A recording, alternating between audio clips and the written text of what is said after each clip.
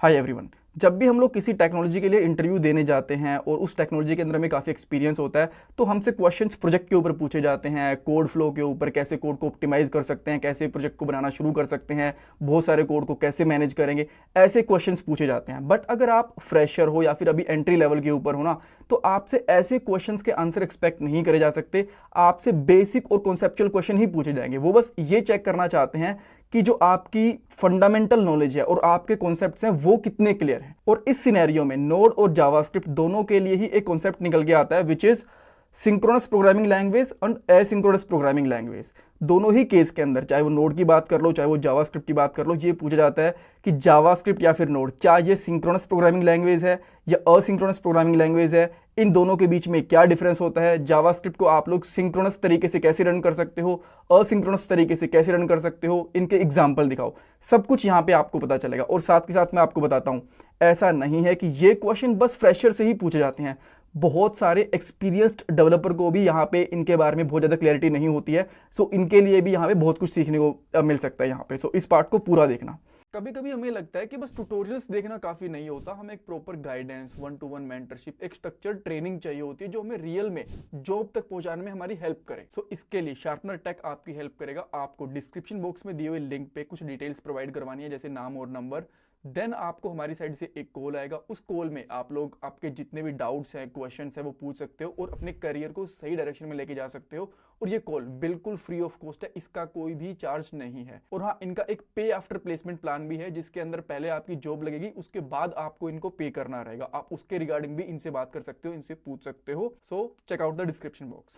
अब बात करते हैं कि सिंक्रोनस प्रोग्रामिंग लैंग्वेज क्या होती है और असिंक्रोनस प्रोग्रामिंग लैंग्वेज क्या होती है। एक चीज तो मैं आपको बता देता हूं, मोस्टली जो प्रोग्रामिंग लैंग्वेज होती है ना, वो बाय डिफॉल्ट सिंक्रोनस होती हैं, बट इनको आप लोग असिंक्रोनस तरीके से भी रन कर सकते हो। और ऐसा नोड और जावास्क्रिप्ट के अंदर भी होता है। बाय डिफॉल्ट तो ये सिंक्रोनस होती हैं, बट अगर आप इनको चाहो तो असिंक्रोनस तरीके से भी रन कर सकते हो। और कब इनको असिंक्रोनस तरीके से रन करना चाहिए उसके बारे में इस पार्ट में आपको पता चल जाएगा।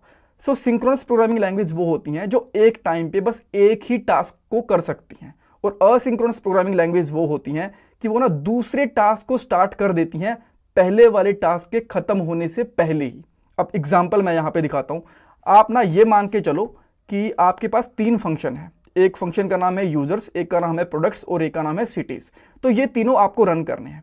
जैसे ही आपने एक साथ रन करे ना, तो असिंक्रोनस ऑपरेशन में बेसिकली होगा क्या कि पहले यूजर वाला फंक्शन चलेगा, जैसे ही उसकी एग्जीक्यूशन खत्म होगी उसका आउटपुट मिल जाएगा। ध्यान रखना मैंने क्या बोला, जैसे ही उसकी एग्जीक्यूशन खत्म होगी और उसका आउटपुट मिल जाएगा, तो उसके बाद में प्रोडक्ट वाला फंक्शन चलना शुरू होगा। और जैसे ही प्रोडक्ट वाला फंक्शन एग्जीक्यूट हो जाएगा, उसकी आउटपुट भी मिल जाएगी, तब सिटी वाला फंक्शन चलेगा।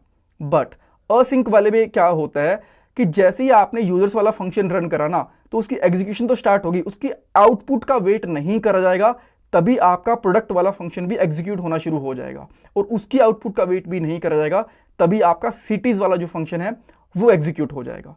एक मैं आपको ना बहुत ही जर्नल लैंग्वेज के अंदर इसको समझाने की कोशिश करता हूं। थोड़ा वियर्ड एग्जांपल है, बट आपको इसे चीजें बहुत ही आसानी से समझ में आएंगी। अब मान लो आपके पास 3 पत्थर हैं और तीनों ही आपको फेंकने हैं। तो आपने क्या करा, पहला पत्थर फेंका और वेट करा कि जब वो गिर जाएगा उसके बाद मैं दूसरा पत्थर फेंकूंगा। गिरने के बाद आपने दूसरा पत्थर फेंका और वेट करा कि जब दूसरा पत्थर गिर जाएगा तब मैं तीसरा पत्थर फेंकूंगा। ठीक है, तो ये हो गया एक सिंक्रोनस तरीका, यानी कि पहले एक टास्क कंप्लीट होगा, उसकी आउटपुट वगैरह मिल गई, तब दूसरा टास्क चलेगा, जब उसको वो एग्जीक्यूट हो जाएगा उसकी आउटपुट मिल जाएगी, उसके बाद तीसरा टास्क चलेगा। बट असिंक के अंदर क्या होता है, आपने पत्थर फेंका, उसके पत्थर के गिरने का वेट नहीं करा, तभी आपने दूसरा पत्थर भी फेंक दिया, और उसके गिरने का वेट भी नहीं करा आपने, तभी तीसरा पत्थर भी फेंक दिया। तो इस तरीके से आप लोग ये समझ सकते हो कि सिंक्रोनस के अंदर जब पहले टास्क की आउटपुट हमें मिल जाएगी तब दूसरा टास्क चलेगा, उसके बाद तीसरा चलेगा। बट असिंक के अंदर क्या होता है कि बस एग्जीक्यूशन देखी जाती है, एग्जीक्यूट कर दिया, आउटपुट मिली नहीं मिली कोई फर्क नहीं पड़ता, उसके बाद दूसरा टास्क था एग्जीक्यूट कर दिया, उसके बाद तीसरा, आउटपुट आराम से मिलती रहेगी, उसका हम लोग वेट नहीं करने वाले। अब इसके ना कुछ फायदे भी हैं और इसके कुछ नुकसान भी हैं, दोनों ही मैं यहाँ पे आपको बताऊंगा। बट ना एक बार के लिए ये देख लो कि कौन सी प्रोग्रामिंग लैंग्वेज या फिर कौन सा तरीका बेटर परफॉर्म करेगा। असिंक के अंदर क्या होता है, एक टास्क ने 10 सेकंड लिए, दूसरे टास्क ने 7 सेकंड लिए, तीसरे ने 5 लिए और चौथे ने फिर से यहाँ पे 6 सेकंड लिए। तो टोटल यहाँ पे कितना टाइम लगेगा, 28 सेकंड। बट अगर असिंक की वेट करें ना, तो एग्जीक्यूशन के अंदर इसको बस 10 सेकंड ही लगेंगे। पहला टास्क था, उसको एग्जीक्यूट करा और उसके आउटपुट का वेट नहीं करा, दूसरा भी कर दिया, उसके आउटपुट का वेट नहीं करा, फिर तीसरा कर दिया, उसके आउटपुट का वेट नहीं करा, चौथा कर दिया। तो जब तक 10 सेकंड होंगे ना, बिकॉज पहले वाला सबसे ज़्यादा टाइम ले रहा है, तो चारों के चारों टास्क हैं वो एग्जीक्यूट हो चुके होंगे। ठीक है, तो इस तरीके से जो असिंक प्रोग्रामिंग लैंग्वेज है वो ज़्यादा फास्ट है as compare to sync programming language या फिर सिंक्रोनस प्रोग्रामिंग लैंग्वेज। अब नाउ जैसे मैंने आपको बताया जावास्क्रिप्ट और नोड, आप इनको दोनों ही तरीके से यूज कर सकते हो। बाय डिफॉल्ट तो ये होती हैं सिंक्रोनस, बट अगर आप इनको चाहो तो असिंक्रोनस तरीके से भी यूज कर सकते हो। और आपके पास एक क्वेश्चन भी तो यहाँ पे होगा ना कि जब हमें पता है कि सिंक्रोनस तरीका थोड़ा स्लो है और असिंक्रोनस तरीका काफी फास्ट है, तो हमें बाय डिफॉल्ट असिंक्रोनस रखना चाहिए और सारी की सारी प्रोग्रामिंग लैंग्वेज को इसी के हिसाब से बनाना चाहिए ना। सिंक्रोनाइज करके इसको क्या करेंगे, मैं आपको इस एग्जाम्पल में वो भी समझा दूंगा। तो अब हम लोग कोड पे चलते हैं और मैंने यहाँ पे फाइल क्रिएट करके रखी हुई है सिंक वर्सेस असिंक। तो मैं यहाँ पे टर्मिनल भी ओपन कर लेता हूँ एक बार के लिए, आउटपुट वगैरह हम लोग यहाँ पे चेक कर लेंगे, राइट। सो इसको हम लोग यहाँ पे क्लियर कर लेंगे और मैं सिंपली क्या करता हूँ, 3 कंसोल लगाता हूँ। ठीक है, मैंने यहाँ पे कर दिया एप्पल, देन मैं यहाँ पे 2 करूँगा, ये होगी मेरी एप्पल 1, एप्पल 2 और एप्पल 3। ठीक है, अब जैसे मैं इनको एग्जीक्यूट करूँगा यहाँ पे लिखता हूँ नोड असिंक, तो आप देखोगे पहले एप्पल 1 चली, फिर 2, फिर 3। डेफिनेटली इसी तरीके से चलना था बिकॉज ये काफ़ी कम टाइम ले रहे हैं। ठीक है, और ये हमारा सिंक्रोनस बिहेव होता है, पहले एक फंक्शन चलेगा, फिर दूसरा चलेगा, फिर तीसरा चलेगा। जावास्क्रिप्ट और नोड इसी तरीके से काम करती हैं, सिंक्रोनस होती है by default. But now asynchronous कैसे हो सकती है, देखो मैं आपको समझाता हूँ। मान के चलो कि जो पहला जो कंसोल था ना ये यहाँ पे चला, बट जब यहाँ पे मैं एक चीज़ लगाता हूँ सेट टाइम आउट करके। ठीक है, ये मैंने लगा दिया और यहाँ पे मैंने दे दिया 2 सेकंड का डिले, यहाँ पे मिली सेकंड में लेता है, तो 2 सेकंड का डिले दे दिया मैंने यहाँ पे और इसको मैंने यहाँ पे एग्जीक्यूट कर दिया। अब आप ये मान के चलो कि जो पहले वाला टास्क था ना ये एग्जीक्यूट हुआ, दूसरे वाला टास्क था वो काफ़ी ज़्यादा टाइम ले रहा है हमारा। ठीक है, तो इसको हम लोग इस तरीके से असिंक, और भी तरीके होते हैं इसके अंदर, प्रोमिसेस वगैरह यूज कर सकते हो, असिंक अवेट यूज कर सकते हो, बहुत सारी चीजें होती हैं। बट हमने सेट टाइम आउट लगा दिया ये मान के कि भाई ये टास्क लेगा टाइम और इसकी आउटपुट हम लोग बाद में दिखा देंगे जब ये एग्जीक्यूट हो जाएगा। तो देन अब आप क्या चेक करोगे ना कि ये प्रोग्राम बन चुका है, अब ये प्रोग्राम बन चुका है असिंक। कैसे, इसको एग्जीक्यूट करा, पहले एप्पल 1 आ गया, 3 आ गया और आराम से आ रहा है एप्पल 2, बिकॉज जावास्क्रिप्ट के अंदर जो ये सेट टाइम आउट होता है ना ये असिंक तरीके से काम करता है। ठीक है, ये लेट लोड होगा। नाउ आप बोलोगे कि नहीं ये सिंक तरीका ही है, बट क्या हुआ कि यहाँ पे 2 सेकंड का डिले था ना, तो इसीलिए पहले ये चल गया, फिर ये चल गया, तो उसके बाद ये चला। देखो पहली चीज, अगर ये जो फंक्शन है हमारा सेट टाइम आउट सिंक होता ना तो यहाँ पे वेट करता। ठीक है, ये एग्जीक्यूट हुआ, फिर 2 सेकंड का वेट करता। क्या इसने वेट करा? नहीं वेट करा। तो यहाँ पे ये क्या चीज है, ये हमारा असिंक फंक्शन है। तो बाय डिफॉल्ट तो जावास्क्रिप्ट सिंक्रोनस है, बट आप उसको ऐसी सेट टाइम आउट यूज करके देन उसके बाद में आप कह सकते हो प्रोमिसेस वगैरह यूज करके, ऐसी चीजें यूज करके इसको असिंक बना सकते हो। इवन अगर मैं यहाँ पे 0 भी लगा दूंगा ना तो तभी भी आप देखोगे कि सबसे लास्ट में ही एग्जीक्यूट होगा। देन मैं यहाँ पे करता हूँ, अभी आप देखोगे पहले चला 1, फिर आ गया 3 और फिर लास्ट में चला 2, बिकॉज ये रजिस्टर हो जाता है जो हमारा कंपाइलर होता है ना उसके अंदर कि भाई इसको सबसे लास्ट में एग्जीक्यूट करेंगे, बिकॉज इसके अंदर हल्का सा भी टाइम दिया हुआ है तो कुछ ना कुछ यहाँ पे है, तो पहले ये चलेगा उसके बाद में ये कोड चलेगा और इसको हम लोग बाद में आउटपुट के लिए दिखाएंगे। ठीक है, तो इस तरीके से आप लोग एक प्रोग्राम को असिंक बना सकते हो। और अगर ये ऐसे रहेगा, सेट टाइम आउट यूज नहीं करेंगे, या फिर प्रोमिसेस की भी बात कर रहा हूं मैं, यहाँ पे सेट टाइम आउट होता या फिर यहाँ पे प्रोमिस वगैरह होते ना, तो ये क्या बन जाता है, असिंक बन जाता है। तो अभी इस तरीके से ये सिंक के अंदर काम चलेगा। ठीक है, आप यहाँ पे देखोगे 1 2 3 बिल्कुल सही चल रहे हैं। अब आप बोलोगे कि ठीक है ये चीज़ समझ में आ गई, बट ये तरीका भी बड़ा सही है कि देखो यहाँ पे ये टास्क था, ठीक है, इसने 2 सेकंड ले रहा था ये वाला टास्क हमारा, तो हमने क्या करा, इसका वेट नहीं करा, यहाँ पे हमने डायरेक्टली थर्ड वाला एग्जीक्यूट कर दिया। ठीक है, यहाँ पे 1 आ गया, फिर 3 आ गया, फिर 2 आ गया, तो हमने वेट नहीं करा, इसकी एग्जीक्यूशन भी हो गई हमारी साथ की साथ। ये भी तो बढ़िया है ना। देखो अभी तो आपको ठीक लग रहा है, जब हमें इसके आउटपुट से फर्क नहीं पड़ रहा कि इसका आउटपुट बाद में आएगा पहले आएगा, तब तो ठीक है। बट कभी कभी ऐसा होता है कि इसकी एग्जीक्यूशन हमें पहले ही चाहिए होती है, अदरवाइज ये प्रॉब्लम करता है। तो हर जगह पे ऐसी चीज़ों को यूज़ नहीं कर सकते।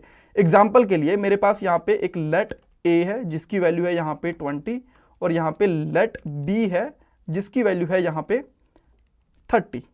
ठीक है, 0 बना लेता हूँ, उसकी वैल्यू है बाय डिफॉल्ट यहाँ पे 0। देन मैं यहाँ पे क्या करता हूँ, लास्ट में आके इसको मैं हटा देता हूँ, जितने भी कंसोल्स है ना इनको मैं यहाँ पे हटा देता हूँ और यहाँ पे एक कंसोल डॉट लॉग और करूँगा और यहाँ पे करूँगा ए प्लस बी। तो आप बोलोगे ठीक है, कोई दिक्कत नहीं है, 20 ही आएगा इसका रिजल्ट, बिल्कुल 20 आएगा, कोई दिक्कत नहीं है। बट अगर मैं यहाँ पे कर देता हूँ 20 इक्वल टू 100, तो अब देखो, अब यहाँ पे क्या रिजल्ट आएगा, आई एम श्योर आप लोगों ने गैस कर लिया होगा, इसका रिजल्ट तो 20 ही आएगा, ये बहुत बाद में चलेगा, ठीक है। तो आप यहाँ पे चेक करोगे कि यहाँ पे क्या आया 20, और बाद में ये फंक्शन एग्जीक्यूट हुआ, और इसके अंदर अगर हम लोगों ने यहाँ पे प्लस वगैरह कर रखा होता तो यहाँ पे पहले 20 और उसके बाद में 120 दिखा रहा होता, ठीक है। बट हमें तो यहाँ पे पहले चाहिए थी 20 की आउटपुट, तो इस केस के अंदर हमारा असिंक प्रोग्रामिंग काम नहीं करेगी। क्यों? क्योंकि भैया मैं आउटपुट तो पहले चाहिए था ना, तो इस केस के अंदर ब्लॉक ही करके रखो, बिकॉज यहाँ पे तो हमारी आउटपुट गलत आ रही है, तो ब्लॉक करके रखेंगे तभी फायदा है। तो हर जगह पे हम लोग असिंक नहीं कर सकते, जहां पे हमें आउटपुट से फर्क नहीं पड़ता कि लेट आ रहा है पहले आ रहा है, वहां पे हम लोग चीजों को असिंक कर सकते हैं। बट जहां पे हमें आउटपुट से फर्क पड़ रहा है, उस केस के अंदर हम लोग सिंक है, सिंक्रोनस वे है, उसी का यूज करते हैं, या फिर उसके अंदर जाके हमें कोड को एग्जीक्यूट करना होता है जिसकी डिपेंडेंसी बन रही है। जैसा हम लोग प्रोमिसेस वगैरह के अंदर कर लेते हैं ना कि जब हमारा प्रोमिस रिजोल्व होगा तो उसके बाद उसकी आउटपुट आएगी, देन उसको रिजोल्व करेंगे, इस तरीके से भी, ठीक है। एक एग्जांपल मैं यहाँ पे आपको और दे दूंगा, ये तो हो गया हमारा बेसिक एग्जांपल जावास्क्रिप्ट का, ठीक है। अब डेफिनेटली नोड के अंदर भी काम करेगा, बट नोड का एक और मैं अलग से एग्जांपल देना चाहता हूँ आपको। सो मैं यहाँ पे फाइल सिस्टम को इंपोर्ट करता हूँ, मैं यहाँ पे लिखूंगा const fs equal to require, और यहाँ पे कर लेते हैं हम लोग fs, कूल, ठीक है। देन हम लोग यहाँ पे क्या करेंगे, fs डॉट रीड फाइल, इस तरीके से हम लोग कर सकते हैं। देन जो हमें फाइल को रीड करना है उसका हम लोग पाथ यहाँ पे दे देंगे। लेट्स से कि मैं जो टेक्स्ट वाला फोल्डर है ना, इसके अंदर पीटर वाली फाइल है जो peter.txt, इसको मैं रीड करना चाहता हूँ, ठीक है। देन सेकंड के अंदर मैं इसका जो इनकोड है वो डाल दूंगा, एंड थर्ड के अंदर बेसिकली मुझे यहाँ पे एरर या फिर डाटा मिल जाएगा, इस तरीके से, ठीक है। देन इसके बाद मैं यहाँ पे कर देता हूँ एक लॉग, और इसके अंदर कर देता हूँ लेट्स से यहाँ पे डाटा डाल देता हूँ कि जो भी फाइल का डाटा आएगा मुझे यहाँ पे दिख जाएगा। एंड देन इसके बाद में हम लोग यहाँ पे एरर भी चेक करेंगे कि अगर एरर है यहाँ पे तो यहाँ पे रिटर्न हो जाए यहाँ पे फॉल्स, ठीक है, और अदरवाइज यहाँ पे मुझे डाटा मिल जाए। एंड इसके बाद में मैं यहाँ पे क्या करता हूँ, एक लॉग करता हूँ एंड स्क्रिप्ट, ठीक है। नाउ अब मैं इसको रन करता हूँ फिर से, देन यहाँ पे चेक करो, पहले एंड स्क्रिप्ट रन हो गया, उसके बाद में ये चीज़ रन हुई है, तो ये भी एक असिंक होता है, ठीक है। इस तरीके से कि अभी इसके अंदर क्या होगा कि पहले ये फंक्शन एग्जीक्यूट होना स्टार्ट हो गया, इसकी आउटपुट का वेट नहीं हो रहा, डायरेक्टली इसको चला दिया, और जब इसकी आउटपुट आई तो बाद में इसको यहाँ पे डिस्प्ले करवा दिया, कूल।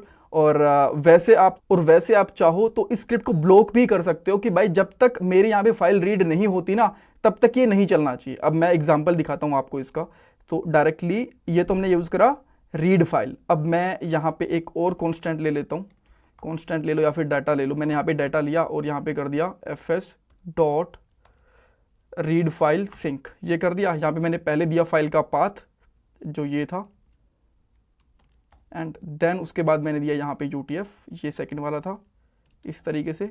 और यहाँ पे मैं क्या करूँगा, सेमीकोलन लगा के लॉक कर दूंगा डेटा को, ठीक है।